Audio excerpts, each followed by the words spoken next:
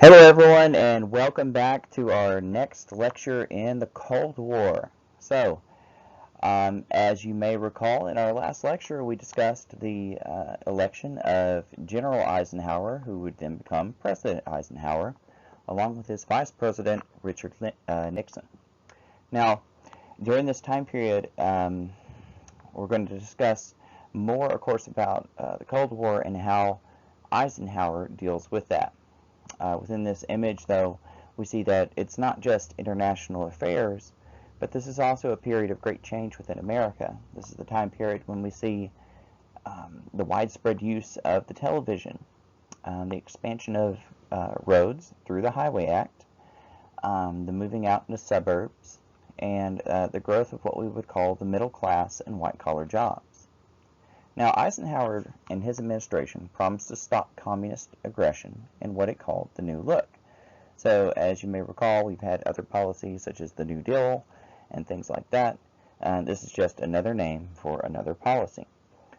The strength behind this policy was the threat of massive retaliation if American interests were threatened.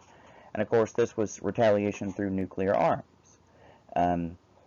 So you recall in World War II, we successfully used 2 atomic bombs. Well, the technology is improving. And this is going to be something that's going to be threatened against the Russians, who now also have atomic weapons. And this brings about the policy of brinkmanship, the threat of being on the brink of war, hence the name, in order to make your opponent back down. Another term for this could be saber rattling. That's when a nation makes threats to another nation to do what it asks for or else. In 1952, the U.S. exploded its first hydrogen bomb in the Marshall Islands, and this proved to be many times stronger than the original atomic bomb. So we're talking about the use of weapons, and we're going to see that they are going to be hundreds of times more powerful than the original atomic bombs that were used in Hiroshima and Nagasaki. And so, of course, as we'll see in the future, this technology will not remain in American hands, just like the original atomic bomb. In the U.S., citizens prepare for nuclear war with the Soviets. And so, by that, we're talking about kids are being educated in the classroom about the dangers of communism, of nuclear war, of sometimes futile attempts at safety in case of nuclear warfare. You're going to see people are going to start selling underground bunkers. A lot of people are going to start prepping to move in mountains, to go underground, to hoard food, and things like that. Eisenhower reviewed the situation in Korea and signed a truce. So, Eisenhower is going to run on the promise that he's going to end the conflict in Korea. As he goes in to this very prolonged peace negotiation, within just a matter of days, he's going to decide that the war is unwinnable and that the opposition was going to refuse to have a peace treaty. And so what they're going to do is they're going to create a demilitarized zone in between North and South Korea, and they're going to essentially have a ceasefire. So even to this day, technically speaking, the Korean War is still in effect. However, there is a zone in between the two countries where there is not supposed to be any military action. Now, we're going to see that Cold War tension is once again going to spread across the world. Such as here you have an Israeli soldier looking at a pane of glass that's been shot through. So, Cold War expands. Eisenhower then made multilateral defense agreements with countries throughout the world in Southeast Asia Treaty Organization, CETO, and the Central Treaty Organization, CENTO, which has more to do, I believe, with like Australia. Now, multilateral is whenever you make an agreement not with 2 countries, which would be bilateral, but multilateral. So we're talking about 3 or more. There, of course, the Soviets obviously have a typo there. The Soviets respond with their own Warsaw Pact between the USSR and their communist or friendly to communist neighbors. And this is not just going to be a defensive pact. Of course, this is also going to be an economic pact. So providing certain goods, manufactured items, financing, trade protections, and of course, military arms. Seeking influence in the region, the CIA helped topple the pro-Soviet government in Iran and installing the pro-American Shah, Mohammad Reza Pahlavi. Now, so this is going to be when Americans are going to install the Shah, which of course will be toppled in the 70s by more Islamic militants, as we'll see later in the Carter administration. But for a while, this is going to be a very friendly government to Americans and provide a great deal of oil and things like that to America.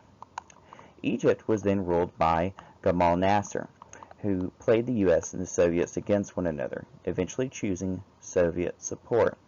So Nasser was a controversial figure. He came into power by assassinating Egypt's president, and then after that he's going to build what's called the Aswan Dam, which is going to be a major feat, but the world is going to essentially try to take over this, as we'll see. In 1956, Israeli forces will invade Egypt with British and French support, mostly air support.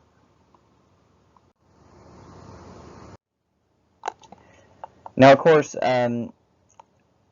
tensions within the Cold War were not just in the Eastern Hemisphere. Many of this was found in the West as well. So, as we see here in this picture, this is from the aftermath of the Cuban Revolution. Now, of course, this poor fellow here, he's a Cuban military official who is giving his last rites before he faces the firing squad from some of Castro's forces.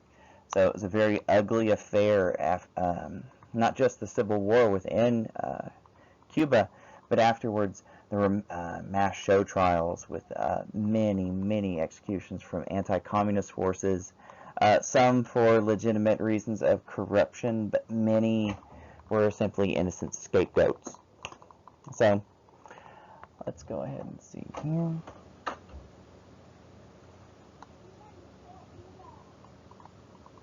Now, the Cold War expands. Fearing that the invasion into Egypt would lead to World War III, so that's when the Israelis, of course, invaded into Egypt, and a large part of this had to do with a region between Israel and Egypt, which we're not going to go into. Just know that after Israel was founded and became a country and had to fight for its own independence, in a sense, from its own neighbors, it's going to face many, many tensions from then on out. Sometimes having to do with Palestinian refugees, sometimes having to do with border disputes, and sometimes having to do with just plain old ideology. So, in order to avoid World War III, America and the Soviets, in a rare show of solidarity, would join together at the UN and create a resolution that's kind of like a demand, essentially, for Israel, Britain, and France to end their conflict with Israel. And of course, with no allies and the whole world against them, they will withdraw from Egypt. But this is going to show that to Eisenhower, the idea is that perhaps if we build up the Middle East and try to make it a little less economically depressive, that perhaps we'll have less likely have countries like Egypt join the Soviet Union. So Congress is going to agree to $200 million to fund what's called the Eisenhower Doctrine and to try to stabilize the region. In Cuba, the U.S. had long held an economic advantage and controlled much of the island's industries during the reign of Batista. Now, of course, the United States is going to have a large economic advantage in that region ever since you're going to have Cuba's independence from Spain in the Spanish-American Wars, you may remember. Now, American corporations are going to start pouring into Cuba, of course, for things like tobacco and sugar and things like that, and of course rum. But also, you're going to have a problem where you're going to have a lot of the haves and the have-nots within Cuba, and a lot of this has to do with have casino industries and things like that. So America lost its economic influence, however, when communist forces led by Fidel Castro are going to take over the country, and eventually Castro is going to start showing favoritism towards the USSR, and he's going to sign an economic pact with the Soviets. And so we're going to see that later on in the Kennedy administration, this is going to almost boil over once again into World War III. Now, during this time as well, espionage is going to really kick up. This is from a picture from a U-2 spy plane, which was able to fly almost at the edge of the atmosphere, almost at space. So you could see here this thing, and it had very, very powerful, especially for its time, cameras that could fly well above Russian anti-aircraft weapons and take photographs. And so, like, making sure to see if troop movements, perhaps nuclear weapon facilities, and things like that. Now, meanwhile, Eisenhower committed the U.S. bombers and air resources to Indochina. So think about Vietnam, Cambodia, Laos. And Cambodia and Laos will be created here shortly, in order to aid the French in their conflicts with the Viet Minh communists led by Ho Chi Minh, which is a name we'll hear about again later on when we talk about the Vietnam War. Eisenhower refused to send land troops, however, even though he wanted to aid the French, and he wanted to stop what was known as the domino theory, to where if one nation succumbed to communism, their neighbors were at risk of doing the same. And they were kind of frightened that if this happened to Indochina, that it would spill over into Australia and New Zealand. So this was a big deal to Eisenhower.